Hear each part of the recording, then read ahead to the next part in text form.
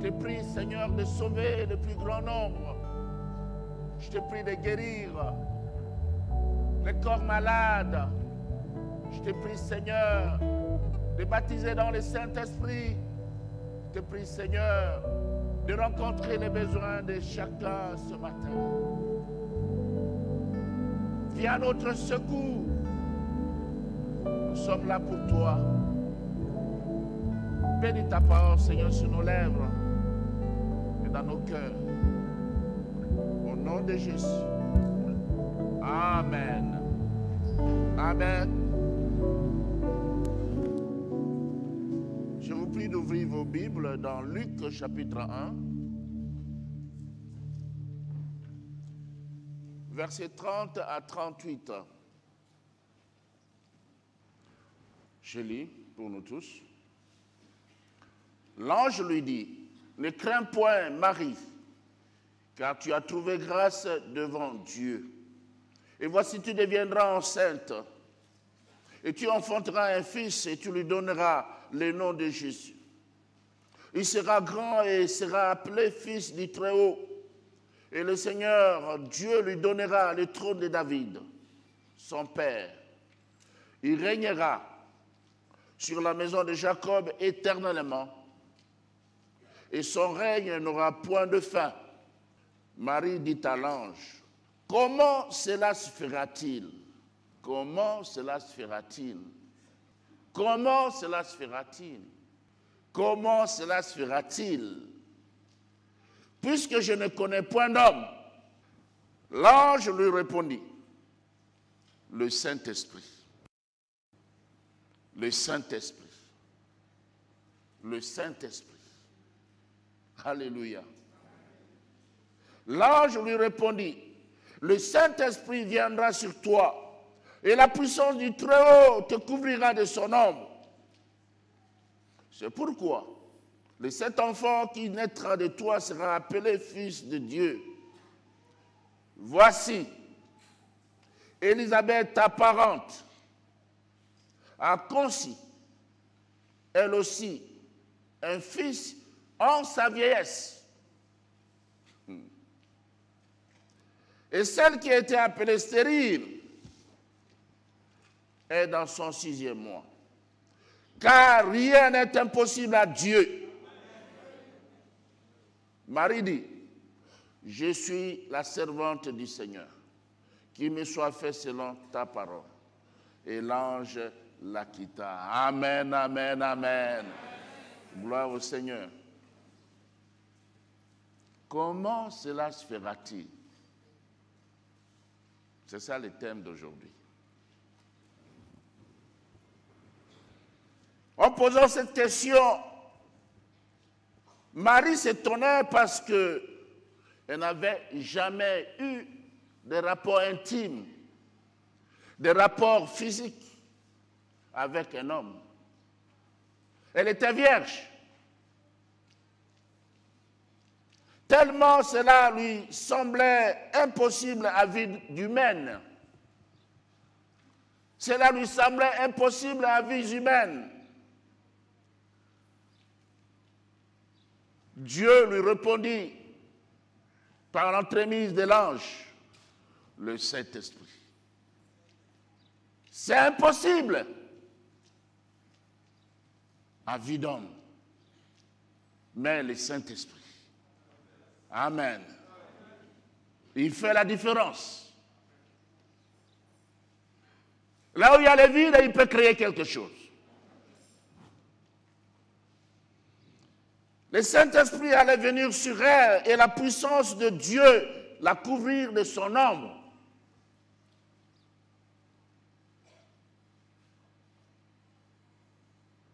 Elle devait seulement être revêtue du Saint-Esprit. Le revêtement du Saint-Esprit allait faire tout. Cette naissance était un miracle du Saint-Esprit. Bien-aimés dans le Seigneur, dans le développement de ce message, nous notons premièrement que le revêtement du Saint-Esprit exige notre abandon entre les mains du Seigneur.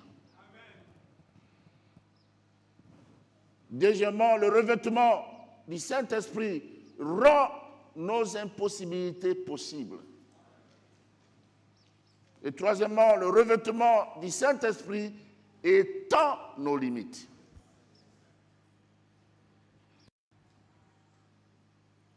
Revenons au premier point. Le revêtement du Saint-Esprit exige notre abandon entre les mains du Seigneur. Il faut s'abandonner entre les mains du Seigneur. S'abandonner entre les mains du Seigneur, c'est se donner à lui. C'est se livrer à lui. Quelle que soit la situation. C'est se confier en lui. C'est s'en remettre à lui. C'est se consacrer à lui. S'abandonner entre les mains du Seigneur, c'est se disponibiliser pour lui. C'est lui ouvrir son cœur.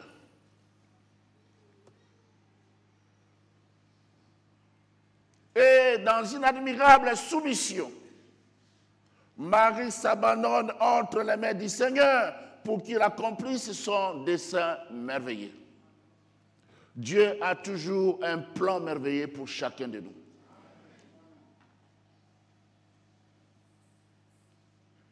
Marie s'abandonne entre ses mains en disant qu'il me soit fait selon ta parole. Qu'il me soit fait selon ta volonté. La volonté de Dieu se trouve dans sa parole. Et pourtant, elle devrait subir l'opprobre de la jeune fille. Non mariée officiellement, mais enceinte. Cet opprobre l'attendait. Mais elle répond qu'il me soit fait selon ta parole. Ta volonté. C'est dur. Je ne sais pas expliquer cela aux gens, mais j'accepte ta volonté. C'est comme Jésus qui a dit, alors qu'il devait mourir, il priait à son Père, il dit, non ma volonté, mais la tienne.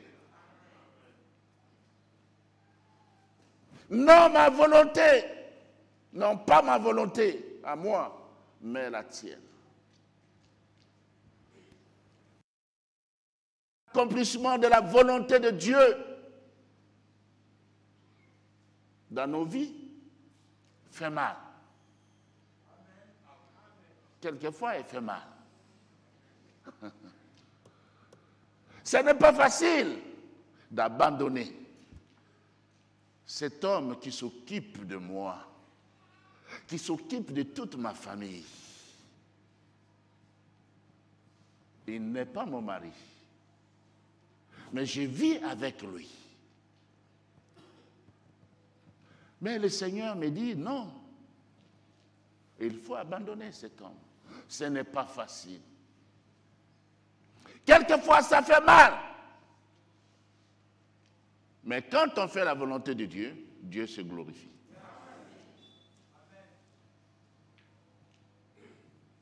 J'ai rencontré des gens qui m'ont dit, pasteur, c'est vrai, ce que tu prêches, c'est la vérité. Mais comment vais-je vivre? Je n'ai même plus de crème. Comment vais-je faire? Marie s'est posé la même question. Comment cela se passera-t-il? Mais après, elle a dit que sa parole s'accomplisse dans ma vie. Qu'il me soit fait selon ta parole. Je dis l'accomplissement de la volonté de Dieu fait quelquefois mal. Jésus qui savait qu'elle allait mourir. Imaginez, on va le clouer vivant. On va le percer sur la côte. Mais il dit, non pas ma volonté, mais la tienne. Non pas ma volonté, mais la tienne. Permettre à la volonté de Dieu, frères et sœurs, permettre à sa parole de s'accomplir dans nos vies, ouvre la porte à la multiplicité de bénédictions. Joseph est passé par des turpitudes afin d'être émondé pour l'accomplissement de la volonté de Dieu. Dans Jean 15, là on nous parle du serment qu'on émonde. Lorsque le serment est émondé, s'il pouvait parler, s'il peut parler, il dirait: j'ai mal. J'ai mal. Mais on le montre pour qu'il porte beaucoup de fruits, n'est-ce pas?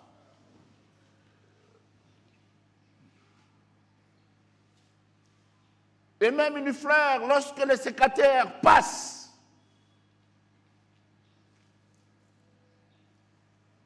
la fleur peut dire: oh, ça fait mal. Mais après, cette fleur devient jolie, belle.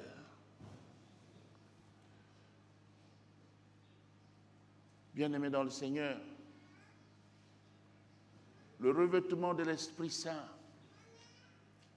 exige notre abandon entre les mains du Seigneur. Tu veux être revêtu? Abandonne-toi totalement, entièrement entre les mains du Seigneur. Entre les mains du Seigneur. Beaucoup de gens viennent à l'église, ils écoutent la parole de Dieu, ils sont sincères, mais ils sont bloqués quelque part. Ils ne s'abandonnent pas entre les mains de Dieu. Tu n'es pas maître de ta vie. Même si tu fais ce que tu veux, si Dieu décide qu'aujourd'hui il met fin à ta vie, il va mettre fin à ta vie, n'est-ce pas? Alors laisse-lui ta vie. Donne-lui ta vie lui appartient. Ta vie n'appartient pas au diable. Laisse au propriétaire de la vie ta vie. Jésus a dit: je suis la vie. Il est la vie. Ta vie lui appartient. Abandonne-lui ta vie. Nous passons au second point. Le revêtement du Saint-Esprit rend nos impossibilités possibles. Frères et sœurs, nos impossibilités sont les possibilités de Dieu. Dieu, quelquefois, permet que nous passions par les impossibilités pour que lui se glorifie. Qu'il y ait des situations qui nous font mal. Elles nous font murmurer, elles nous font lamenter comme Jérémie, elles nous font pleurer, elles nous font courir comme cette femme à la perte de sang. Ces situations difficiles, ces problèmes qui n'ont pas de solution apparemment, ces choses nous semblent impossibles. Mais lorsque le Saint-Esprit intervient, les circonstances changent. Alléluia. Croyez-moi, pendant ces temps-ci, Dieu fait beaucoup de grandes choses dans cette église. Des grandes choses. Et croyez-moi, lorsque nous parlons du Saint-Esprit, il est là, il plane. Il plane.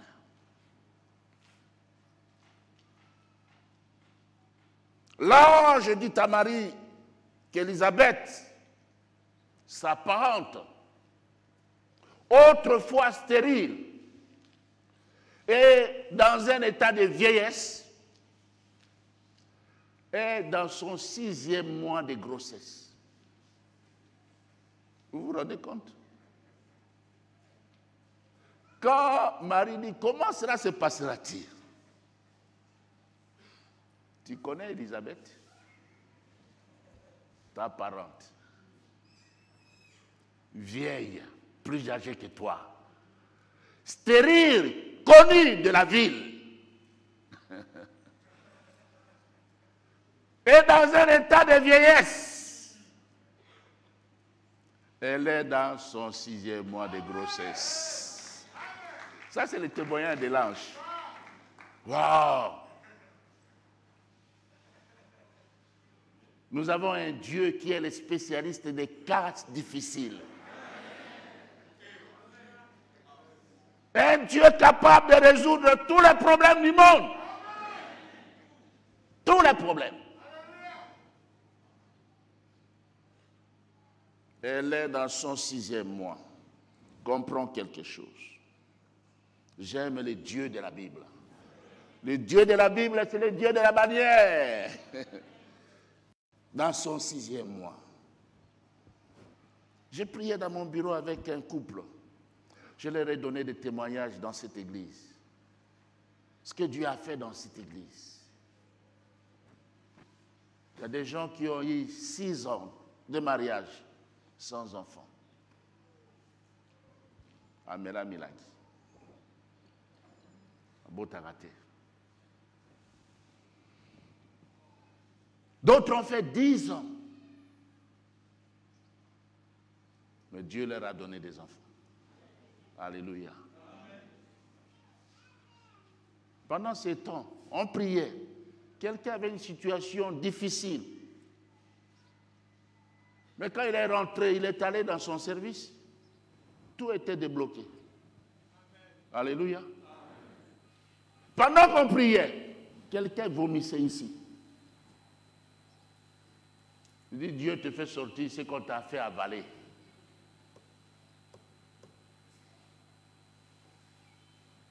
Le Dieu de la Bible est merveilleux.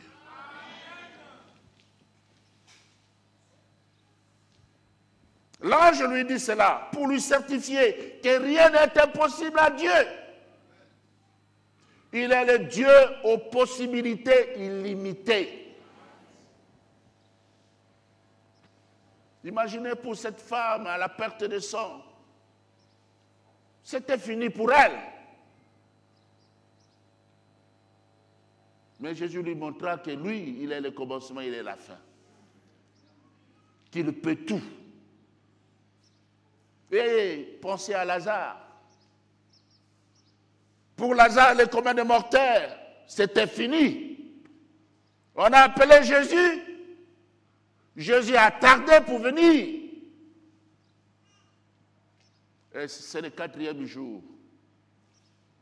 Ils sont mauvais. Jésus veut quelquefois que les situations pourrissent. Il est en retard. Il s'est dit, je suis en retard. Mais pour te montrer que lui, il n'a jamais été en retard. Quand l'homme dit c'est fini, lui dit ça commence. Dieu commence où tu finis.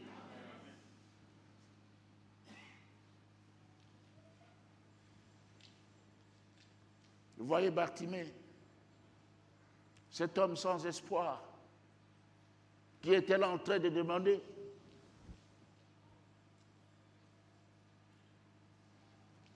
Quand Jésus passe, il se remet entre les mains du Seigneur. Jésus, fils de David, quand vous vous livrez totalement au Seigneur, il vous donne même des révélations. Ceux qui étaient là autour de lui ne savaient pas qu'il était fils de David. Jésus dit, celui-là qui m'appelle fils de David, je dois m'arrêter pour lui. Tu as un petit nom que souvent ta maman utilisait quand tu étais peut-être jeune ou enfant. Quand je dis ça, il y a des gens qui sourient. Ils savent. C'est seulement ton cercle qui connaît ces noms-là. Mais si on t'appelle par ces noms dans un milieu, tu te dis, mais c'est ce que Jésus a fait. Celui-là, il est entré dans mon cercle. Quelqu'un lui a dit que je suis fils de David. Il s'est arrêté. Et à ce moment, cet aveugle a recouvré la vue.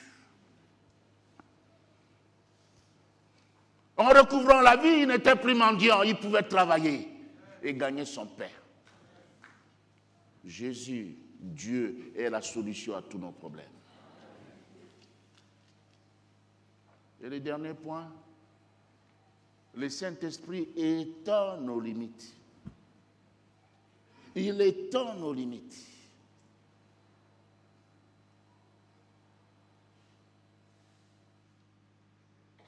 Vous savez, la nature met des limites à la vie d'une personne, n'est-ce pas?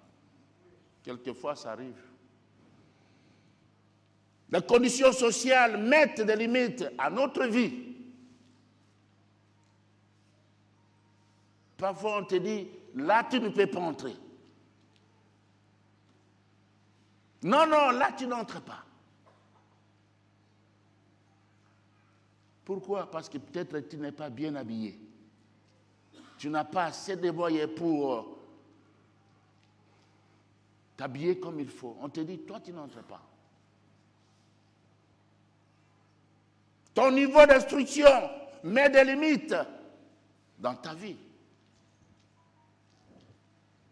On demande d'employer les gens de tel niveau, mais ton niveau est très bas. Tu dis, cette offre n'est pas pour moi.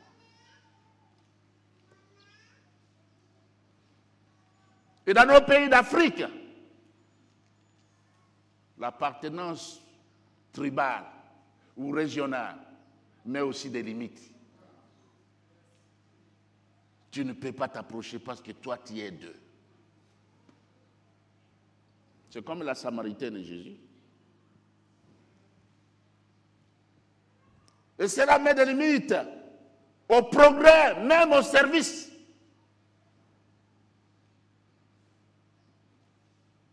Mais le Seigneur, lui, étend nos limites. Il étend tes limites. Il veut étendre tes limites ce matin.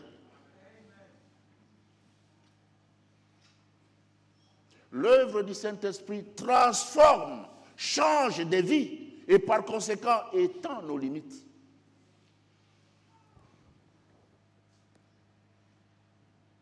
Lorsqu'il y a plénitude avec évidence du parler en langue, cette expérience nous permet d'étendre nos limites lorsque le parler en langue nous donne l'occasion de nous adresser directement à Dieu. Quand nous prions avec des paroles intelligibles, les autres peuvent écouter. Mais quand nous prions en langue, personne ne peut écouter, même pas les diables. C'est directement à Dieu. Dieu permet que nous puissions avoir un téléphone, un numéro personnel pour nous adresser à lui. Oh, gloire au Seigneur. Cela étend nos limites. Et cela nous édifie. Dans 1 Corinthiens 14, 2, Paul dit, en effet, celui qui parle en langue ne parle pas aux hommes, mais à Dieu. Car personne ne le comprend. Et c'est en esprit qu'il dit des mystères. Il dit des mystères. Et puis, 1 Corinthiens 14, 4, ajoute ceci. Celui qui parle en langue s'édifie lui-même. Celui qui prophétise édifie l'Église. Amen. Le Saint-Esprit étend nos limites dans la vie de prière. Dans Romains 8, 26, Paul dit, de même aussi l'Esprit nous aide dans notre faiblesse, car nous ne savons pas ce qu'il faut, ce qu'il convient de demander dans nos prières. Mais l'Esprit lui-même intercède par des soupirs inexprimables. Il nous aide. Parfois, on ne sait pas quoi demander, mais le Saint-Esprit nous aide. Et le Saint-Esprit renforce nos capacités ministérielles. Dans Actes 4, 31, la Bible dit, quand ils eurent prié, le lieu où ils étaient assemblés trembla, ils furent tous remplis du Saint-Esprit et ils annonçaient la parole de Dieu avec assurance. Cela vous donne un coup de pouce. Cela vous donne la force. Et voyez l'apôtre Paul, je vous fais l'économie de la lecture de ce passage. Dans Acte 9, 17 à 19. Lorsque Paul, Ananias prie pour lui, après il est baptisé du Saint-Esprit et il commence par prêcher la parole de Dieu. Cet ennemi de la croix prêche maintenant la croix de Christ. Bien-aimés dans le Seigneur, le Saint-Esprit étend nos limites sur tous les plans, spirituels, sanitaires, financiers, dans tous les domaines.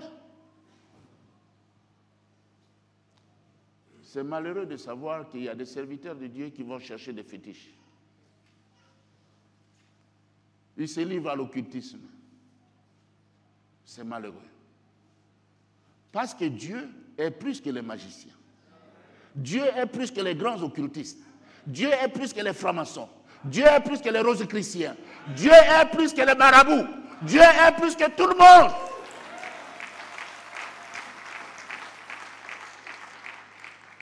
Comment on peut se rabattre là-bas? Parce que toi-même, en tant que serviteur de Dieu, toi-même, en tant qu'enfant de Dieu, tu es supérieur par rapport à ceux-là. Tu es même supérieur par rapport au diable. J'ai dit toujours ça. Un homme sans Jésus, il est à ce niveau-là. Le diable est à ce niveau-ci.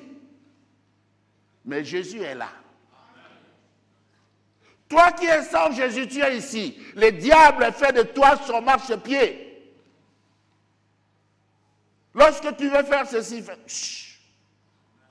il t'arrête. Tu ne peux pas avancer. Mais lorsque tu reçois Jésus, celui qui est là, tu le reçois dans ton cœur. Lui, il vient, il te prend et il te met là où il est. La Bible dit, nous sommes assis à la droite du Dieu le Père avec Jésus. Nos esprits sont cachés en Christ. Et maintenant, le diable, il fait ça. Il ne peut rien. Et là où tu es, tu fais du diable ton marchepied. Alléluia. Tu n'as pas besoin de te rabaisser. Tu es là.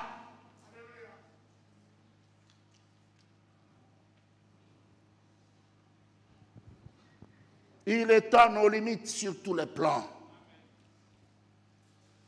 Vous savez, le Saint-Esprit, c'est comme une bouée de sauvetage. Vous savez, dans tous les bateaux, il y a des bouées. Parce que, au cas où les bateaux couleraient, les gens se rabattent sur les bouées. Et lorsque tu te poses sur la bouée de sauvetage, il t'amène n'importe où. Tu es là. Tu ne fais aucun effort. Jusqu'à ce qu'on te découvre. Et le Saint-Esprit est pareil. Lorsque tu te laisses dans ses mains, il va t'amener loin. Tu te laisses. C'est quelquefois comme l'oiseau. Il peut voler, mais à un certain moment, lorsqu'il y a un vent, il se laisse aller par le vent. Le Saint-Esprit est un vent plus violent que les vents naturels. Il peut t'amener loin sans aucun effort. Souvent, c'est le cas de l'aigle quand il vole. Il se laisse emporter par le vent. Bien-aimé dans le Seigneur, tu peux tout perdre, mais il faut retenir qu'il faut s'abandonner entre les mains de Dieu. Comment cela se passera-t-il? Et il faut s'abandonner entre les mains du Seigneur. Il faut savoir que le Saint-Esprit rend nos impossibilités possibles. Et le Saint-Esprit étend nos limites. Étend nos limites. Il y a des gens qui étaient très brillants en classe, mais ils n'ont pas pu terminer les études. Et ceux-là, qui avaient une intelligence moyenne, avec l'aide de Dieu, ils sont allés plus loin. Et quelquefois, quand leurs collègues de classe, leurs condisciples le voient, c'est ce ministre-là, mais on avait étudié ensemble. Hein. D'ailleurs, moi, je le dépassais toujours. Maintenant, tu ne dépasses plus. C'est lui qui te dépasse. Alléluia. Nous allons incliner nos têtes, nous allons prier.